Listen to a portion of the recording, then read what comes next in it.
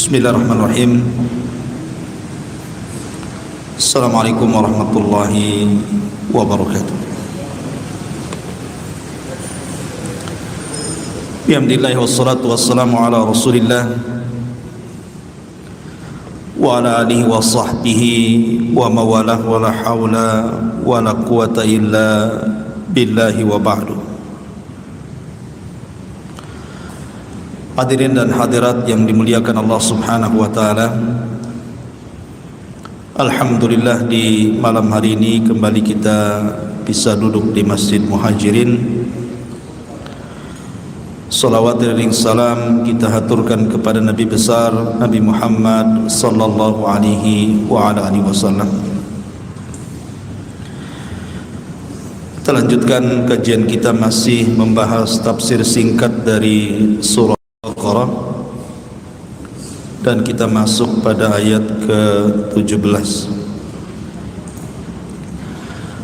Allah Subhanahu wa taala berfirman, "Mathaluhum kamathalil ladzi istawqada nara falamma adha'at ma hawlahu dhahaba Allahu bi nurihim wa tarakahum fi dhulumatin la yubsirun summun bukmun umyun fahum la yarji'un." Permisalan mereka orang-orang munafik seperti permisalan orang yang minta dinyalakan api. Maka tatkala api itu menjadi terang dan menerangi sekitarnya, maka Allah Subhanahu wa taala hilangkan cahayanya dan Allah tinggalkan mereka dalam kegelapan sehingga mereka tidak bisa melihat. Mereka bisu tuli dan juga buta, dan mereka tidak akan bisa kembali. Ma'asyiral muslimin yang dimuliakan Allah Subhanahu wa taala, ayat ini masih menjelaskan tentang watak dan sifat orang munafik. Dan di sini Allah Subhanahu wa taala ingin menjelaskan soal permisalan orang-orang munafik. Dan permisalan dalam Al-Quran itu banyak, dan Allah Subhanahu wa ta'ala tidak pernah malu untuk membuat permisalan. Innallaha la yastahi an yadriba mathala. Allah tidak malu untuk membuat sebuah permisalan, dan dijadikan sebuah permisalan dalam Al-Quran itu untuk dijadikan ibrah dan pelajaran. Dan tidak ada yang tahu soal permisalan yang Allah buatkan misal dalam Al-Quran kecuali orang-orang yang punya ilmu. Makanya para ulama kalau membaca Al-Quran kemudian lewat di sebuah permisalan Allah, kalau mereka tidak paham mereka menangis. Kenapa para ulama menangis? Karena menunjukkan bahwa dia tidak ahli, dia tidak paham dengan permisalan itu. Padahal permisalan dibuat itu untuk dijadikan ibrah dan pelajaran. Lah di sini Allah Subhanahu wa taala membuat permisalan tentang orang-orang munafik, permisalan dunia dan permisalan akhirat. Dan di sini Allah buat dua permisalan. Pertama permisalan nariyah, permisalan api. Yang kedua permisalan ma'iyah, permisalan air. Jadi Allah membuat permisalan orang munafik dengan api dan dengan air. Seperti apa permisalan dengan api dan dengan air itu? Di sini Allah mengatakan masaluhum kamathalil ladzi istawqada nar. Permisalan orang-orang munafik itu seperti permisalan orang yang meminta dihidupkan api. Seseorang meminta kepada orang lain untuk menghidupkan api, maka setelah api itu nyala tentu akan terang. Kalau api dihidupkan kan tentu akan keluar cahaya dari api itu. Falamma adha'at ma haulahu.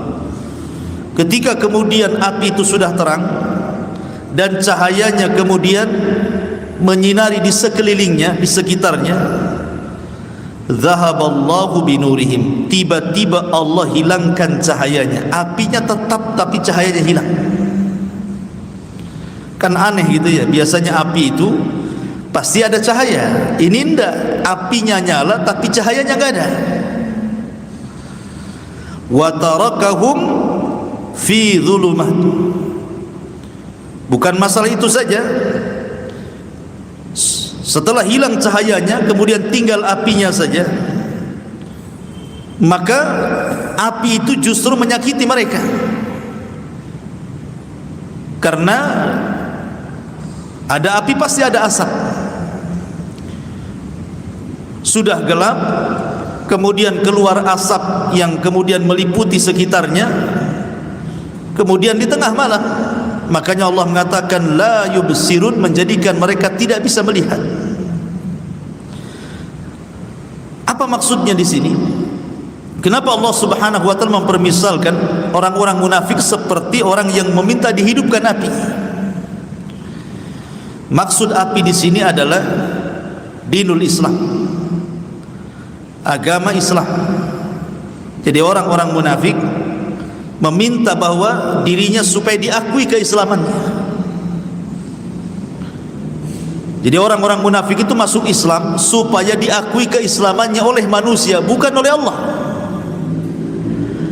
Sehingga ketika kemudian Islamnya bermanfaat untuk dirinya, Islamnya kan untuk bermanfaat untuk dirinya, karena kalau orang sudah masuk Islam terjaga hartanya, terjaga darahnya, terjaga kehormatannya, terjaga keluarganya. Dia bisa menikahi wanita-wanita muslimah. Dia diperlakukan seperti perlakuan terhadap orang-orang muslim. Artinya orang-orang munafik itu mendapatkan manfaat di dunia. Seperti di sini permisalan api. Ketika kemudian apinya sudah nyala, dia pun sudah masuk Islam, begitu. Kemudian dengan api yang menyala itu manfaat di sekelilingnya, artinya dia pun mendapatkan manfaat dari Islam itu. Tetapi ketika dia sudah meninggal dunia, masuk ke alam kubur, kemudian nanti dibangkitkan di padang mahsyar, zahaballahu binurihim, maka di kuburan mereka tidak akan mendapatkan cahaya Islam itu. Mereka gelap, enggak manfaat keislaman di dunia yang sama sekali. Zahaballahu binurihim, maka Allah hilangkan cahaya mereka. Wa tarakahum, dan Allah biarkan mereka dalam kuburan-kuburan mereka atau di padang mahsyar mereka, fi dhulumah, di atas kegelapan-kegelapan, la yubsirun, dan mereka tidak bisa melihat. Begitulah Allah Subhanahu wa taala membuat permisalan orang-orang munafik. Di dunia memang kesannya mereka sama dengan kita muslim, tapi di akhirat baru nampak kekafirannya. Karena sekali lagi orang munafik itu menampakkan Islam dan menyembunyikan kekafiran. Itu disebut munafik. Makanya Allah Subhanahu wa taala katakan summun, karena orang munafik itu mereka bisu, bukan tidak bisa bicara, mereka tidak mau bicara dengan kebenaran. Bukmun, mereka tuli karena tidak mau mendengar kebenaran. Umyun, mereka buta karena tidak mau melihat kebenaran. Lah kalau lisannya tidak mau mengucapkan kebenaran, kemudian telinganya tidak mau mendengar kebenaran, kemudian matanya tidak mau melihat kebenaran, pasti la yarji'un, enggak mungkin mereka kembali. Bagaimana cara kembali kepada hidayah sementara alat-alat hidayah mereka tutup? Ya. Kan alat-alat ilmu itu mata, alat ilmu. Kemudian telinga, alat ilmu.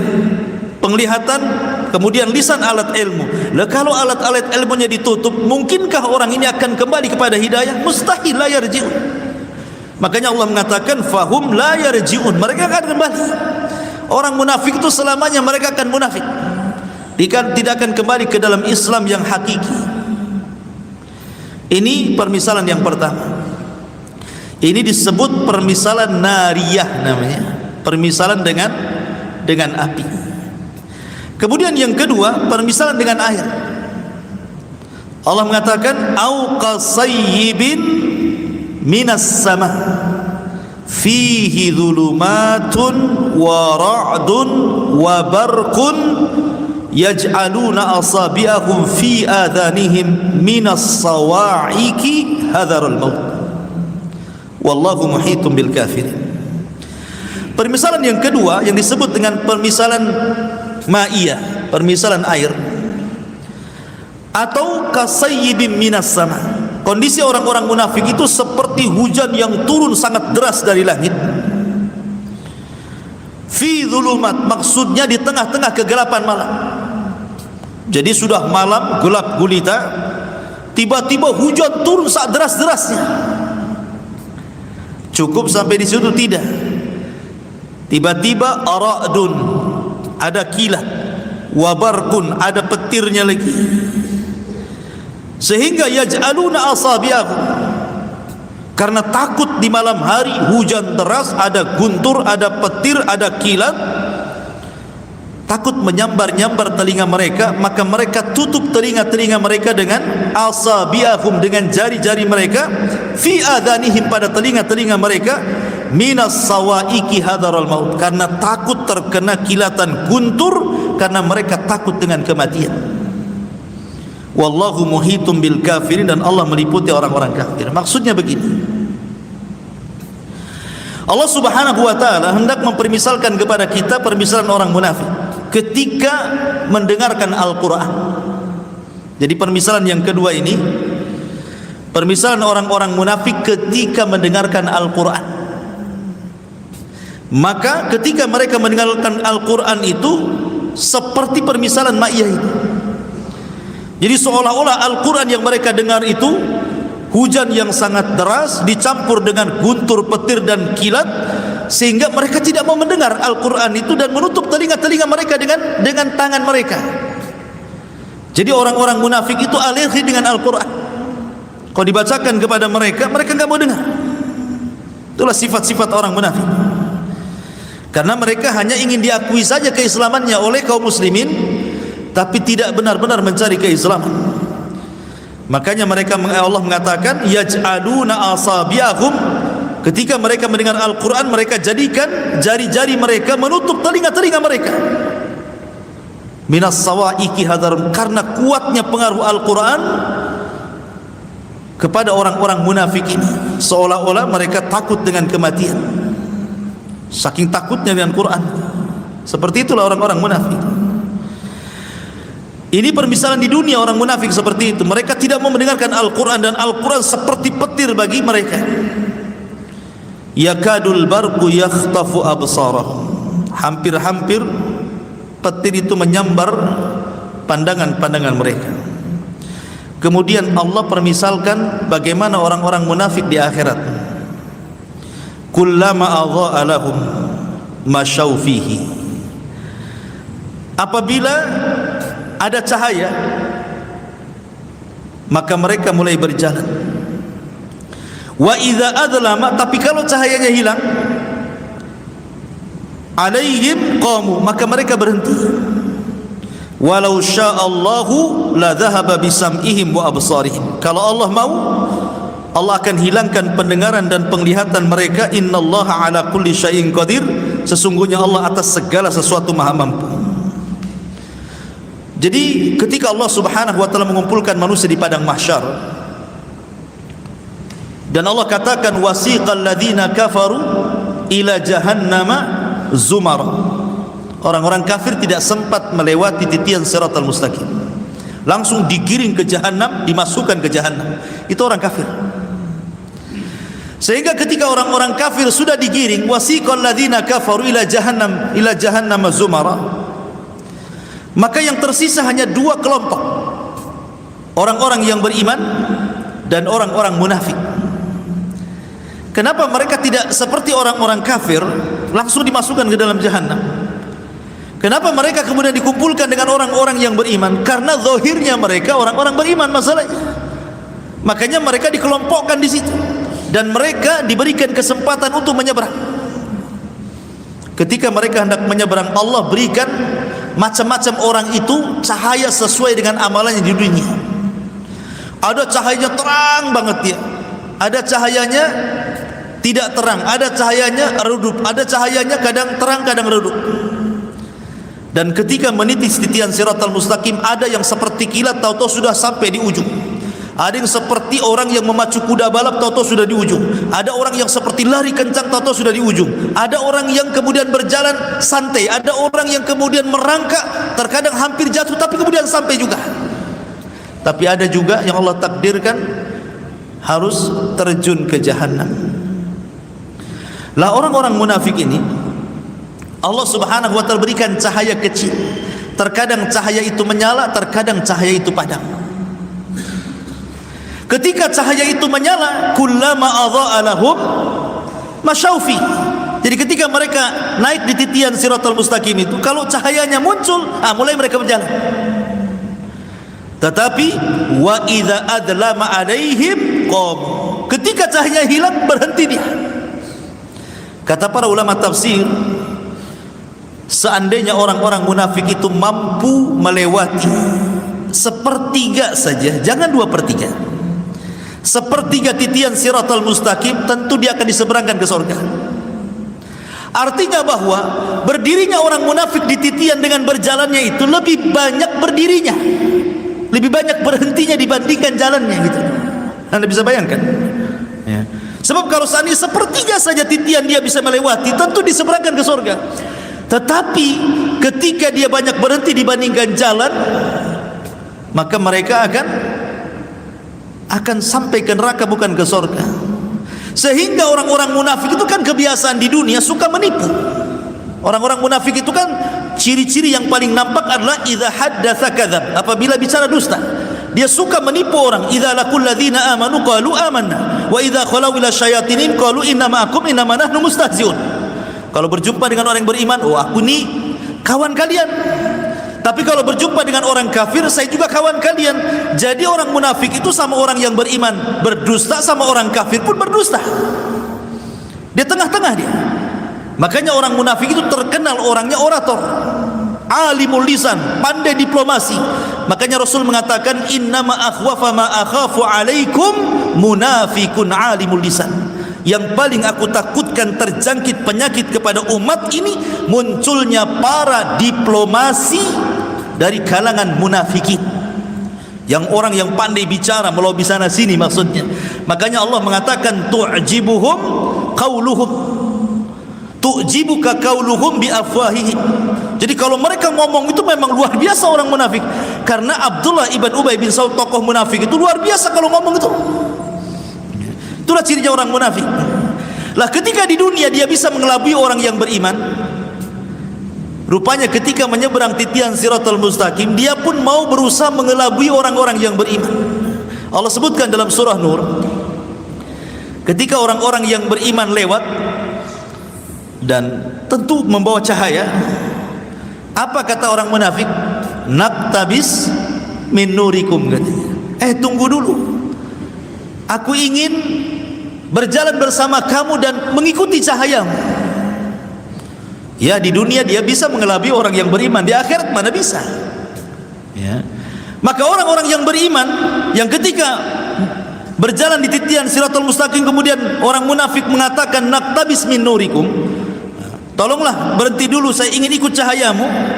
Maka orang mukmin mengatakan tidak, faltamis mi waraikum, cari di belakang kalian, katanya.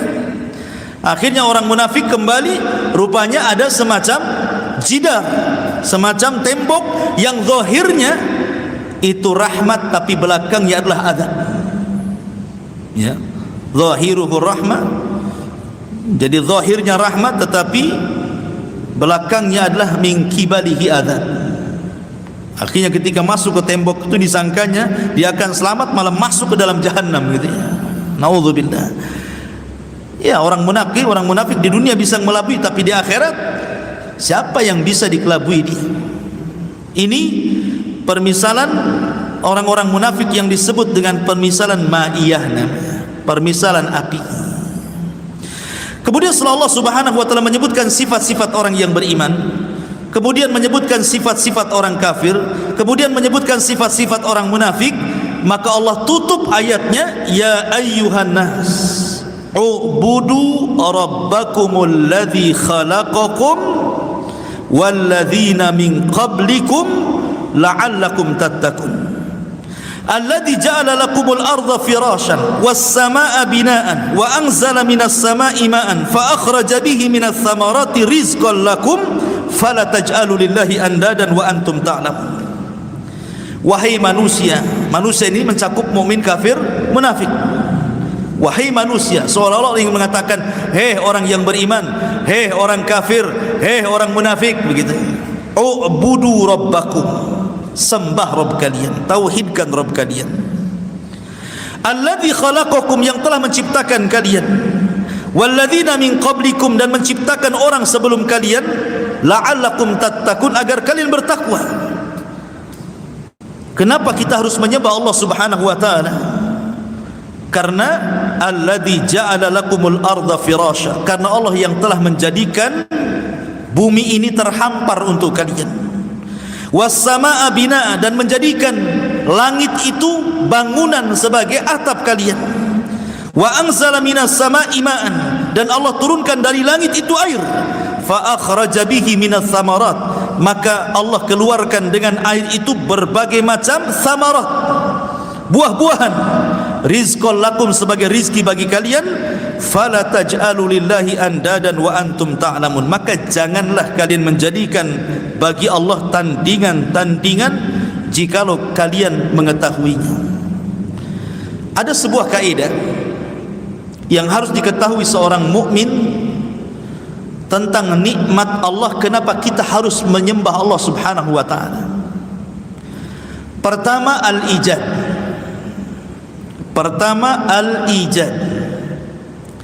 Kemudian yang kedua al-i'dad. Kemudian yang ketiga al-imdad.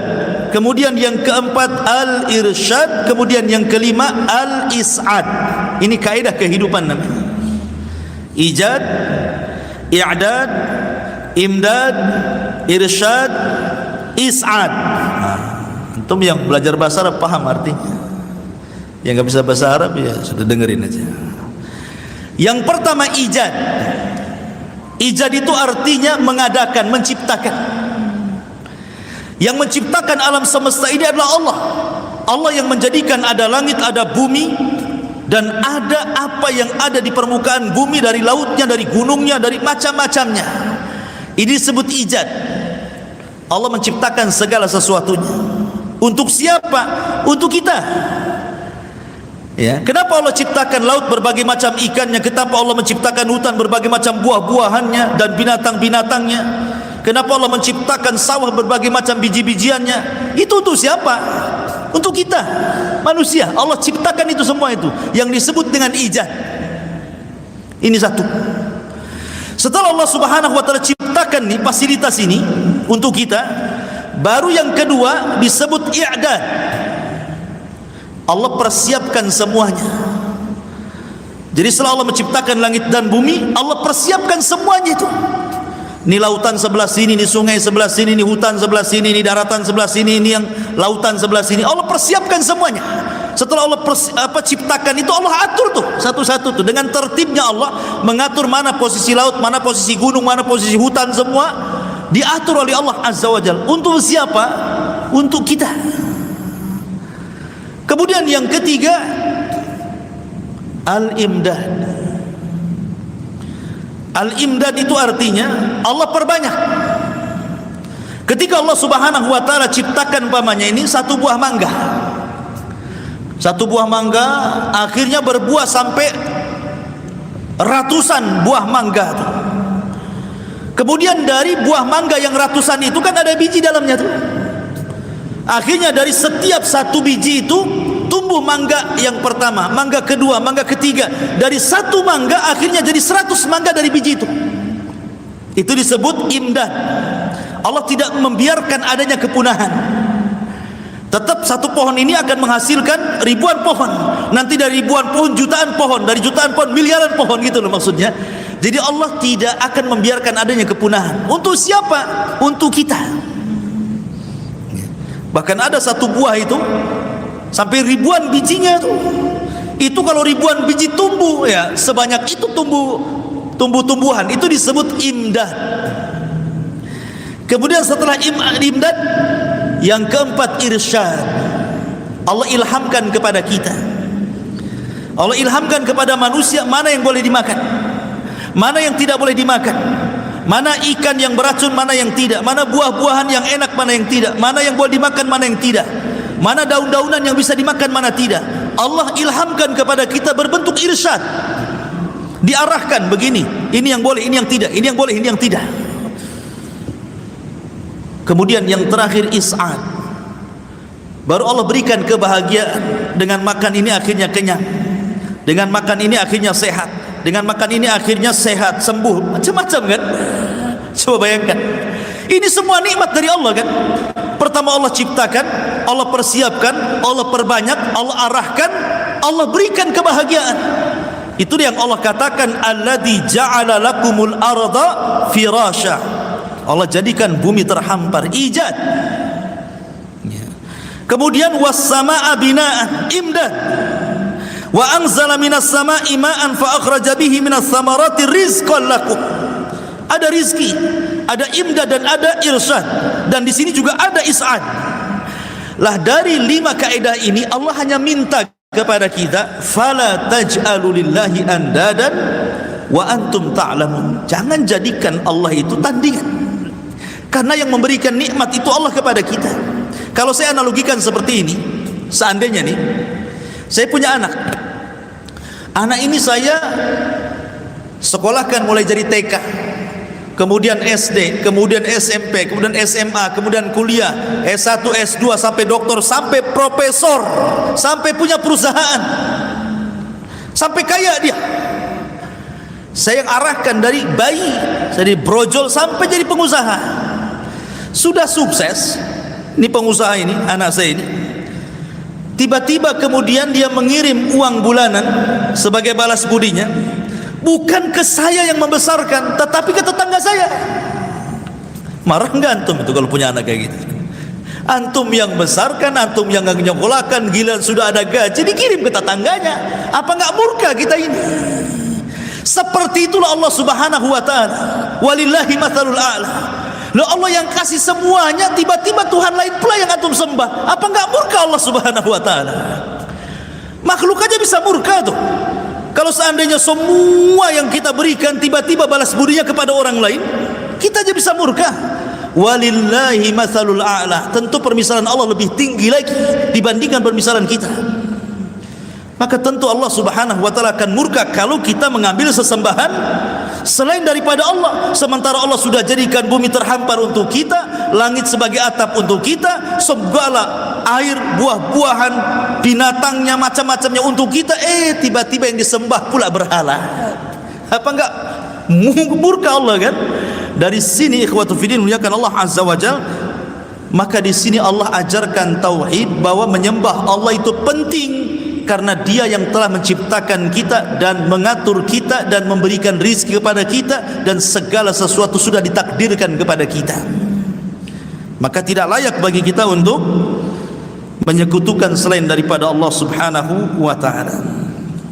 Kemudian Allah mengatakan, wa in kuntum fi raibin mimma nazzalna ala abdina fa'tu bi suratin min mithlihi wad'u syuhada'akum min dunillahi in kuntum sadiqin fa illam taf'alu wa lan taf'alu fattaqun nar allati waquduha an-nas wal hijarah uiddat lil kafirin.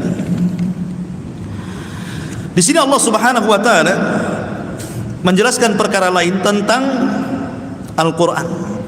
Jadi sampai 22 ini berbicara tentang sifat-sifat orang yang beriman, orang kafir dan orang munafik, dan ditutup dengan disuruhnya kita menyembah Allah Azza wa Jalla.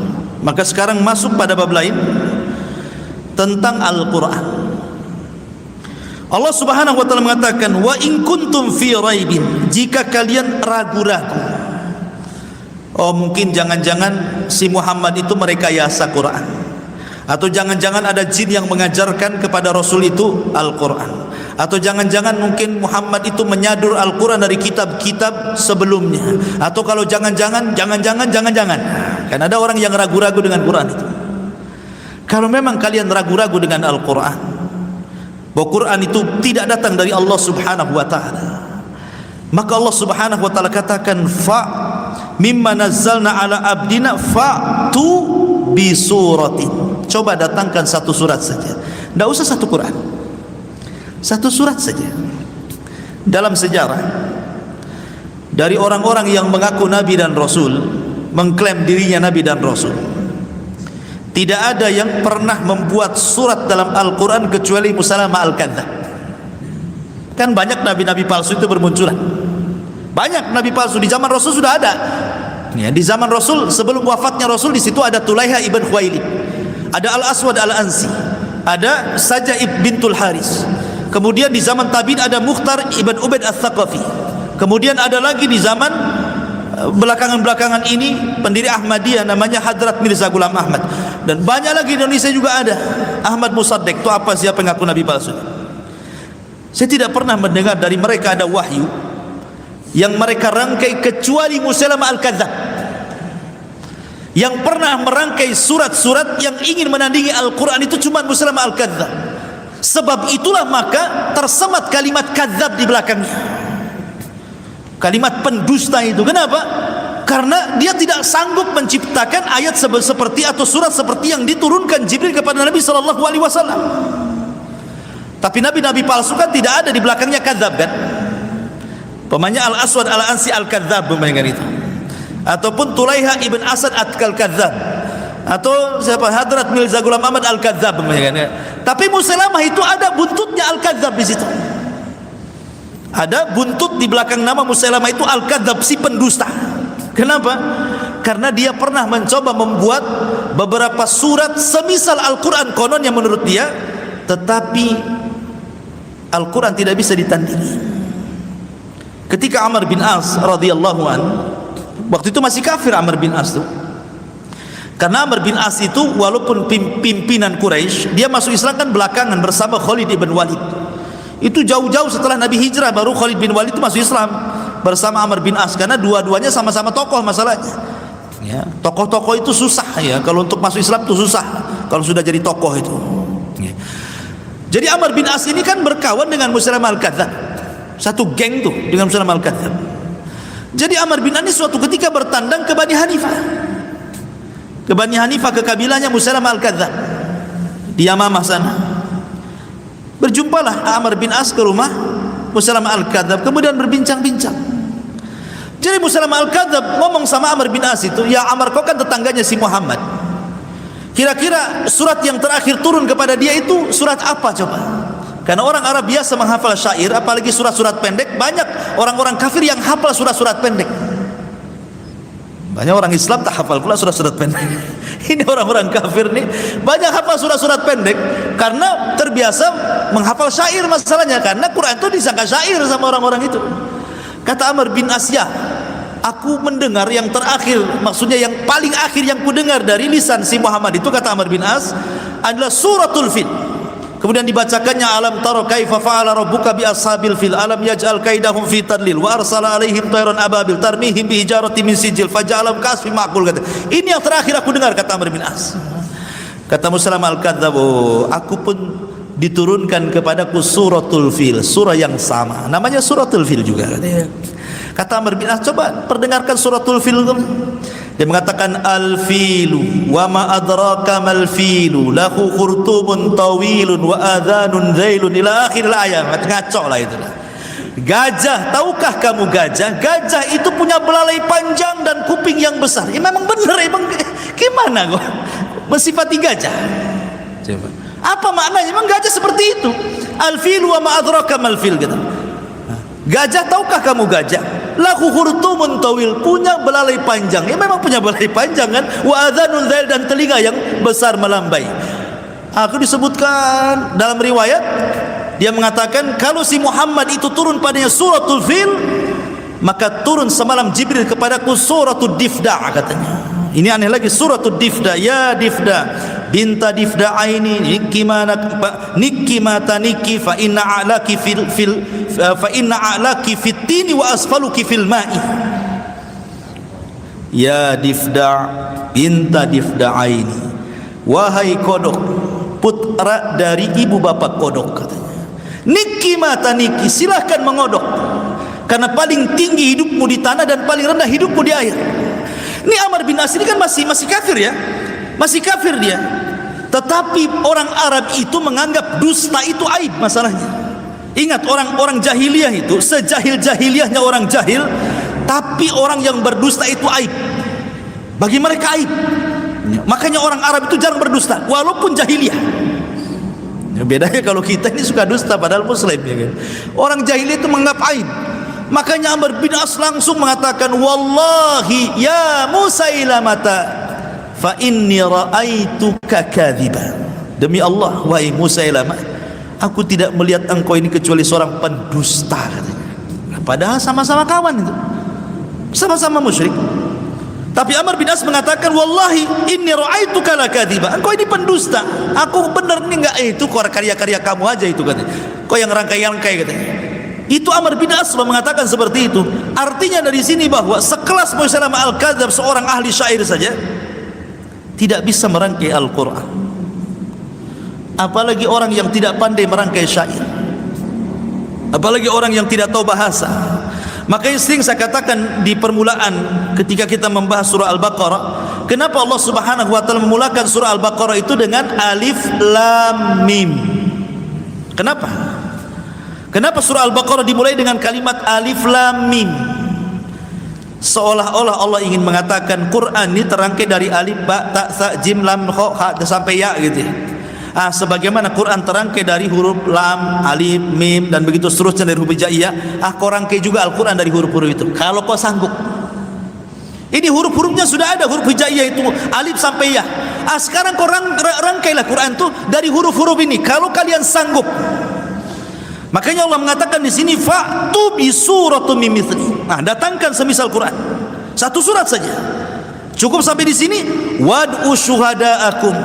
Kalau perlu, undang syuhada'akum. Penolong-penolong, kumpulkan, mau malaikat, mau jinnya, mau manusianya, mau profesornya, mau orang jahilnya, kumpulkan semuanya satu alam sama saya ini kalau kalian sanggup. Bayangkan. Kumpulkan malaikatnya sekali, kumpulkan jinnya sekali, kumpulkannya manusia sekali, kumpulkan orang cerdas sekali. Fa'tu bi suratin min mithli. Datangkan semisal Al-Quran. In kuntum shadiqin. Kalau kalian memang benar, kalian sanggup membuat Al-Quran, maka Allah bantah fa illam taf'alu. Jika kalian tidak sanggup melakukan, walan taf'alu, dan tidak akan mampu melakukannya, fattaqun nar, maka takutlah kepada neraka. Allati waquduhan nas, yang bahan bakarnya manusia, wal hijarah, dan bebatuan, uiddat lil kafirin, dan itu sudah disiapkan bagi orang-orang kafir. Dari sini menunjukkan bahwa Al-Quran adalah mukjizat yang datang dari Allah Subhanahu wa taala. Tidak ada yang sanggup merangkai seperti Al-Quran. Kemudian Allah Subhanahu wa taala berfirman, wa basyiril ladzina amanu wa 'amilus salihati anna lahum jannatin tajri min tahtihal anhar kullama ruziqu minha min thamaratir rizqan qalu hadzal ladzi ruziqna min qablu wa utubihi mutasyabiha wa lahum fiha azwajun mutahharatun wa hum fiha khalidun. Dan berilah kabar gembira kepada orang-orang yang beriman dan beramal saleh bahwa bagi mereka sorga-sorga. Sorga itu bukan satu, karena Allah menggunakan jamak di sini. Sorga, ya, karena sorga itu memiliki tingkatan-tingkatan. Syekhul Islam Ibnu Taimiyah rahimahullahu taala ketika memberikan catatan kepada hadis Nabi sallallahu alaihi wasallam bahwa para penghafal Quran, orang-orang yang punya perhatian Al-Quran di dunia, maka akan dipanggil di sorga di hadapan Allah Azza wa Jalla. Kemudian Allah Subhanahu wa taala akan berfirman kepada orang yang mencintai Quran ini, Iqra wartaq warattil kama kunta turattil fid dunya fa inna manzilataka inda akhiri ayatin taqra'uha. Baca, naiklah, karena di sorga itu nanti manusia diberikan raf-raf. Raf-raf itu sayap di belakang sini sehingga bisa terbang, ya. Jadi di sorga itu bukan kayak di bumi. Kalau di bumi itu kan kita merayap di bumi, binatang-binatang yang disebut dengan binatang melata yang merayap di bumi. Di sorga nggak ada binatang melata itu. Di sorga itu tidak ada binatang yang merayap kayak kita di bumi, itu tidak ada. Bahkan manusianya juga tidak merayap di bumi. Di sorga itu semua terbang. Dan itu digambarkan dalam Al-Quran ketika Allah Subhanahu wa ta'ala menceritakan tentang makanan ahlu sorga. Allah mengatakan tayran mimma yashtahun, tayran mimma yashtahun. Jadi makanan di sorga itu, binatang di sorga itu diistilahkan tayr. Tayr itu artinya burung, terbang. Tayr itu artinya terbang. Burung kan terbang, maka disebut tayr. Kalau pesawat disebut tairah namanya. Pesawat terbang disebut ra'aitu ta'irata yatir. Aku melihat pesawat terbang gitu ya. Burung itu ta'irah, tayr, ya. Jadi artinya binatang sorga itu kata para ulama tidak ada yang merayap kayak di bumi melata, tidak, semua disebut tayr, ya. Walahmi tayrin mimma yashtahun, dan daging binatang yang terbang yang kalian sukai, itu maksudnya. Artinya dari sini ketika kalimat tayrin adalah nakirah, berarti semua binatang di sorga itu terbang. Kambing terbang, unta terbang, kuda terbang, semua terbang. Antum aja terbang, ya. Di dunia pengen terbang, cita-citanya jadi Superman kan itu. Nanti jadi Superman semua di sana. Karena punya sayap. Semua dikasih rop-rop. Karena bangunan sorga itu tergantung-gantung, ya. Jadi Allah Subhanahu wa ta'ala katakan kepada para penghafal Quran itu, Iqra, baca. Wartak, naik. Sambil baca Quran itu dinaikkan sayapnya, sambil naik melewati satu tingkatan sorga, dua tingkatan sorga, tiga tingkatan, terus sampai beberapa tingkatan ke atas. Warattil, dan tartilkan bacaanmu sebagaimana kau tartilkan bacaan Quranmu di dunia. Fa inna manzilataka, di sini syahidnya, fa inna manzilataka inda akhiri ayatin taqra'uha, karena tingkatanmu di sorga kata Allah disesuaikan dengan banyak tidaknya engkau membaca Quran di dunia. Makin sering baca Quran di dunia, maka makin tinggi tingkatannya di sorga. Dan orang yang paling sering membaca Quran pasti penghafal Quran. Tidak percaya? Coba orang menghafal Quran itu, kadang satu ayat diulang-ulang pengen hafal. Nah, berapa kali itu? Ada satu ayat itu sampai 100 kali dia baca supaya bisa hafal kan? Nah, kalau antum baca Quran saja paling terus satu ayat, tapi penghafal Quran beda dia. Kalau dia menghafal Quran itu satu ayat saja ratusan kali biar hafal, kan dia paling banyak membaca Qurannya deh. Kalau tidak menghafal Quran sedikit bacaannya. Kalau penghafal Quran pasti banyak. Waktu menghafal aja dia beribu-ribu dia ayat dia baca supaya hafal. Satu ayat saja diulang-ulang berkali-kali, ya.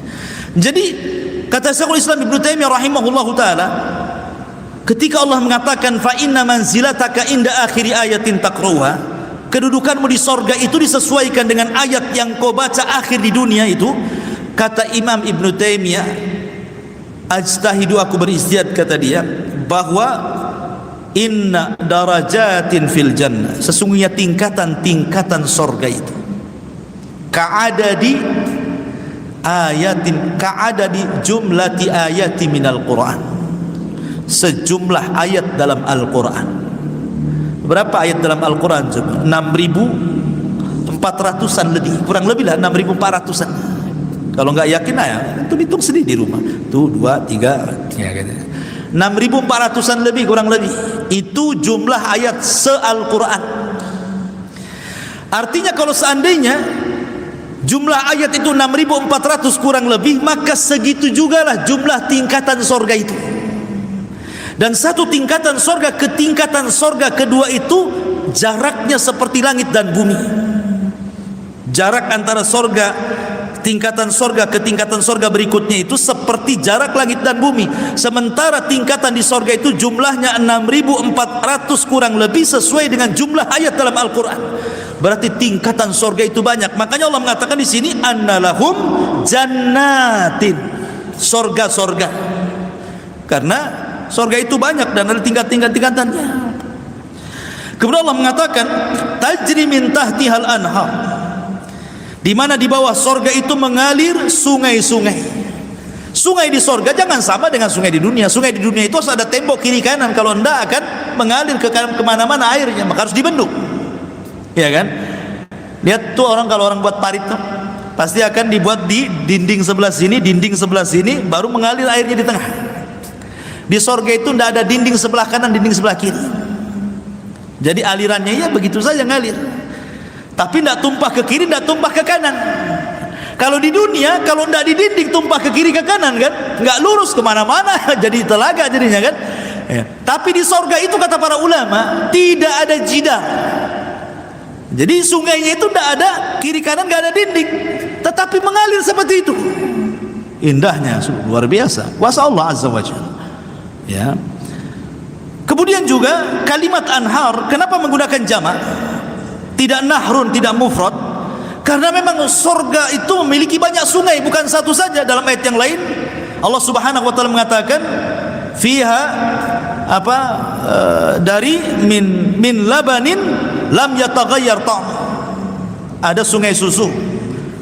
Min ma'in dari air yang tidak berubah warnanya. Kemudian min labanin lam yataghayyar ta'mu. Kemudian dari air susu yang tidak pernah berubah rasanya. Kemudian min asalin musaffa, kemudian dari air madu yang tersaring, kemudian min khamrin ladzati lisyaribin, dari khamar yang lezat bagi para peminumnya. Jadi ada 4 aliran air yang memang khusus bagi penduduk surga. Pertama, air bersih. Di dunia cari air bersih kayak depan saya ini harus beli. Gak bisa kita cari air bersih di dunia ini beli, ATB aja kita bayar, ya kan? Di dunia tuh cari air bersih setengah mati. Kalau nggak bayar, datang ke Jabal Uhud, di situ ada telaga biru, antum ke situ setiap hari bawa jerigen. Siapa mau ke telaga biru bawa jerigen berkilo-kilo masuk ke hutan? ATB dialirkan, bayar kita sama ATB. Di dunia lo cari air bersih bayar. Kemudian yang kedua, air susu yang tidak berubah rasanya. Kalau kita minum nih, sekarang sedulah pulang ke rumah, ambil susu, masukkan ke gelas, jangan diminum, biarkan 2 bulan. Setelah 2 bulan coba minum, kira-kira rasanya gimana tuh? Setelah 2 bulan dibiarin, habis itu diminum. Kalau enggak mencret, ya enggak tahu saya. Ya. Sudah fermentasi, sudah rasanya enggak karu-karuan kan? Itu susu di dunia. Sementara Allah mengatakan min labanin lam yataghayyar ta'mu. Susunya di surga itu tidak berubah-berubah. Subhanallah, ini kan luar biasa. Kemudian min asalin musaffa. Kalau kita ingin madu gitu kan, kita harus memeras dulu, harus manjat dulu, berperang dulu sama tawon. Kalau mau yang sudah bersih harus beli, masalahnya kan gitu. Di surga min asalin musaffa, sudah tersaring, sudah tinggal nyiduk saja gitu maksudnya. Yang lebih hebatnya min khamrin ladzati lisyaribin, dari khamar yang lezat. Maksudnya lezat tuh kalau khamar di dunia ya, kemudian kita minum, paling rendah sakit kepala dia kalau baru minum, ya kan? Paling tinggi ya tidur disolokan lah itu ya. Apa dia ngomong ngeracok kemana-mana. Pasti orang khamar di dunia ini kalau sudah mabok dia mencela orang, dia menuduh orang. Makanya kenapa hukuman orang yang khamar dicambuk itu seperti hukuman mencambuk seorang yang menuduh wanita baik-baik berzina. 80 kali cambukan kan? Dan itu isi aja Umar bin Khattab. Karena orang mabuk ini terkadang diam fitnah-fitnah orang, ngomongnya nggak jelas. Makanya hukumannya disamakan sama Umar bin Khattab 80 kali cambukan. Di zaman Rasul 40, ditambah di zaman Umar 80. Ya. Kenapa demikian? Karena orang mabuk itu ngomongnya nggak jelas. Paling rendah ya sakit kepala lah kan. Di sorga itu tak ada sakit kepala. Ladzati lisyaribin. Kalau diminum tuh lezatnya luar biasa. Itulah khamar. Makanya kenapa Rasulullah SAW mengancam man syaribal khamra fid dunya lam yashrabhu fil akhirah. Siapa yang mabok di dunia jangan bisa mabok kok di akhirat. Gak akan mabok kok di akhirat, kata Rasul. Ya. Tetapi kata para ulama, apakah hadis ini dipahami zahirnya? Jadi orang yang pernah minum di dunia minuman keras, dia tidak akan minum minuman keras di akhirat, ataukah dia tetap minum? Ulama menjadi dua pendapat. Ada yang mengatakan, dilihat dohir hadis ini, bahwa orang yang pernah minum khamar di dunia, kemudian dia tidak tobat dan mati di atas itu, walaupun dia masuk surga, dia nggak akan dikasih minuman sungai berupa khamar, karena sudah pernah diminum di dunia. Itu satu pendapat. Pendapat yang kedua, ada yang mengatakan tidak, karena di surga itu semua halal, tidak ada yang haram. Tidak ada di surga itu yang ini boleh diminum, yang ini tidak. Semua boleh di surga itu. Ya. Mana ada ini haram, ini haram? Tidak. Di surga itu semua boleh. Tidak ada yang tidak boleh. Kecuali di zaman Nabi Adam saja, itu sebagai ujian. Yang lain boleh kecuali satu pohon ini. Tapi pohon ini sudah tidak ada lagi. Ya, pohon larangan itu sudah tidak ada lagi. Kalau semua umat Muhammad sudah masuk surga, tidak ada lagi pantangan untuk mendekati pohon kehidupan yang disebut dengan syajaratul khuldi itu. Itu hanya untuk ujian kepada Adam, karena sebuah hikmah, karena Adam harus diterjunkan ke bumi, karena Allah yang mengatakan inni ja'ilun fil ardi khalifah, aku jadikan di bumi. Kenapa Adam di sorga? Ya makanya harus turun ke bumi, karena Allah mengatakan di bumi masalahnya kan. Maka dibuatlah ujian, diciptakanlah pohon, dengan sebab itulah Adam akhirnya ke bumi, dan itu sesuai dengan hikmah Allah. Ya. Taib tajri min tahtihal anhar kullama ruziku minha min thamarati rizqa, setiap kali mereka diberikan rizki dari buah-buahan di sorga. Qalu hadzal ladzi ruzikna min qablu, ini buah yang pernah kami rizkikan sebelumnya di dunia. Wa utubihi mutasyabiha, ada kemiripan antara buah sorga dan dunia. Kata Abdullah bin Abbas ketika mentafsirkan ayat ini, dia mengatakan bahwa kemiripan nama buah-buahan di sorga dengan di dunia itu hanya sekedar asma, lal hakikat, hanya sekedar nama, kesamaan, kemiripan nama, tetapi bukan hakikat. Nama boleh sama tapi hakikat berbeda, gitu maksudnya. Di dunia ada pisang, di sorga ada pisang. Di dunia ada kurma, di sorga ada kurma. Kemudian di dunia ada delima, di sorga ada delima. Di dunia ada pohon anggur, di sorga juga ada anggur. Begitu seterusnya.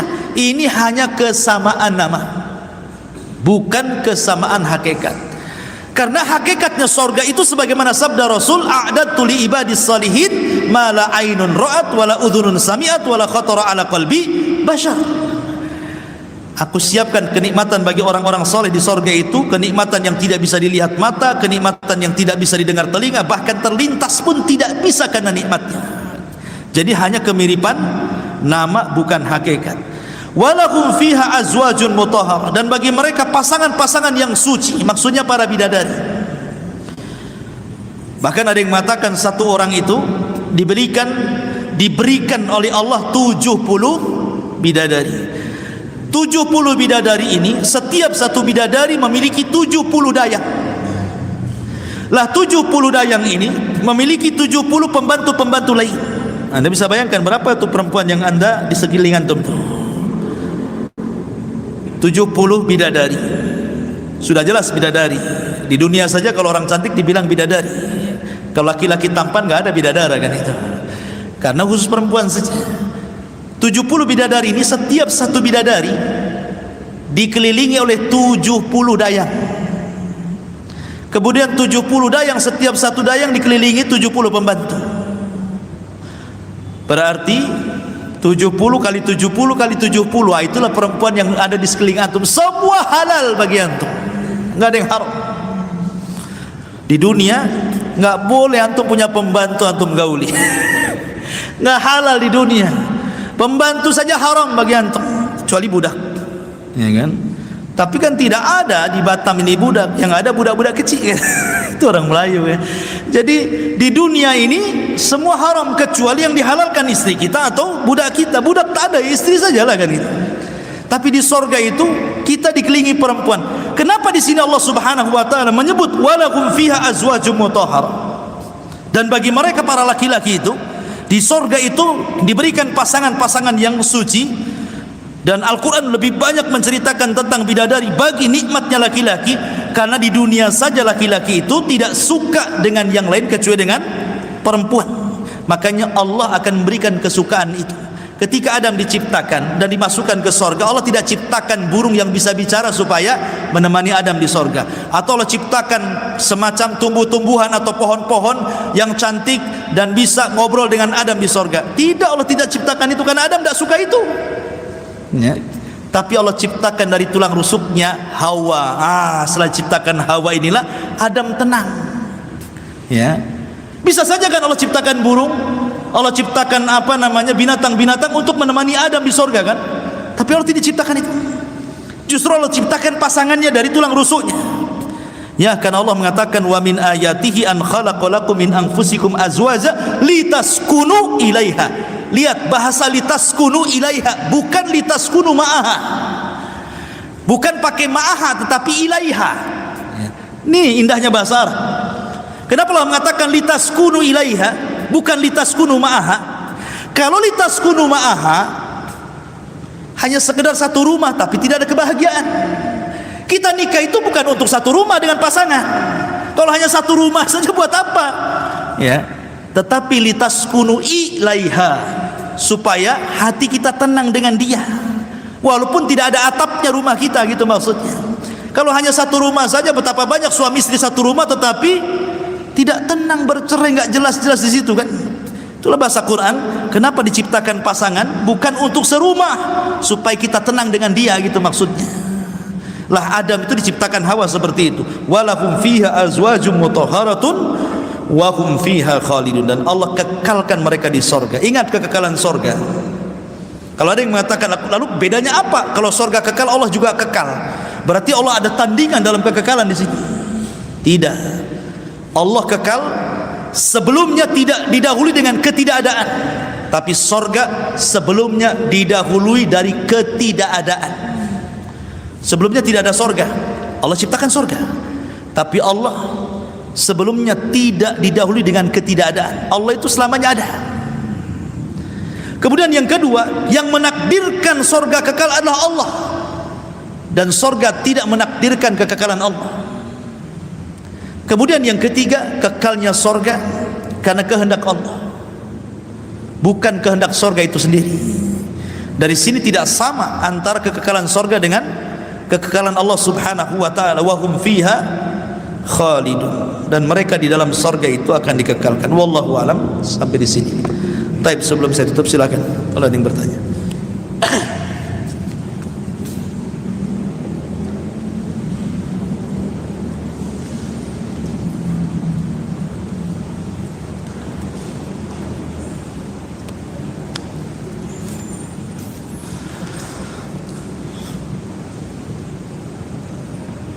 Taib, kalau pas, alhamdulillah.